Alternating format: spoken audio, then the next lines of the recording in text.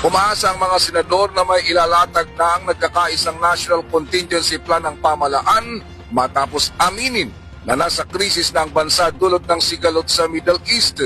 Ayon kay Senador Sherwin Gatchalian, mahalagang kanilang makita na may iisang pagkilos ang mga ahensya ng pamahalaan upang tugunan ng krisis.